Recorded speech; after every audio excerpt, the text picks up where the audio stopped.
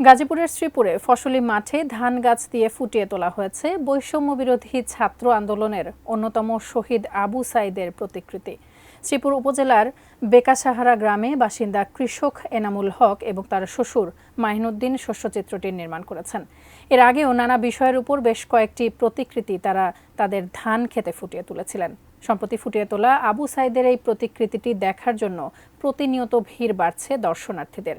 গাজীপুরের শ্রীপুর প্রতিনিধি শিহাব খানের তথ্যচিত্রে ডেস্ক রিপোর্ট। বিস্তীর্ণ ক্ষেতের ধানের জমিতে দেখতে পাওয়া যাচ্ছে দুহাত প্রসারিত করে অন্যায় অবিচারের প্রতিবাদ ও স্বৈরাচারের ছোড়া বুলেটের সামনে বুক পেতে লাঠি হাতে দাঁড়িয়ে আছে এক যুবক। দেখে বোঝাই যায় এ আর কেউ নয়, বৈষম্য বিরোধী ছাত্র আন্দোলনের অন্যতম শহীদ আবু সাঈদের প্রতিকৃতি।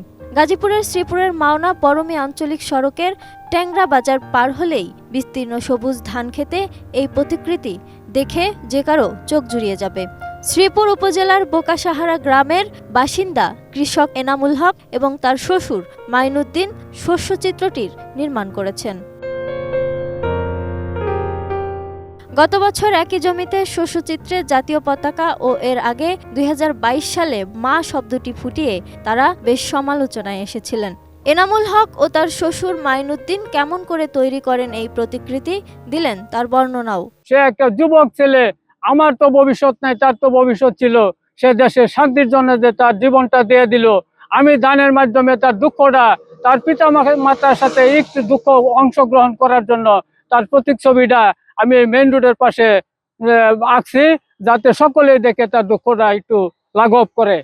তাদের তৈরি করা শস্যচিত্রে ২৪-এর গণ আন্দোলনের অন্যতম শহীদ আবু সাঈদকে দেখতে অনেকেই ভিড় করছেন এবং তেমনি প্রশংসাও করছেন। টানা সপ্তমবারের মতো বেস্ট টিস্যু পেপার ব্র্যান্ড হিসেবে স্বীকৃতি পেয়েছে বসুন্ধরা টিস্যু। দেশের জন্য একটা মানুষ জীবন দেওয়ার পরে আসলে তাকে মানুষ কিভাবে তার মনের ভিতরে রাখে, এরকম একটা দৃশ্য এবং কি এটার একটা উদাহরণ আমরা কিন্তু এখানে দেখতে পাইলাম যে শহীদ আবু সাঈদের একটা ভাস্কর্য দানের মাধ্যমে সে কিন্তু অঙ্কন করছে।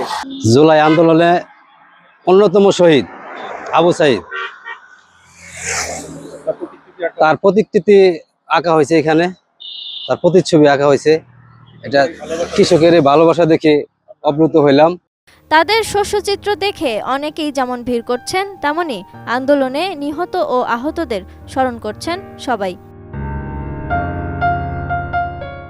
Desk report, ATN news.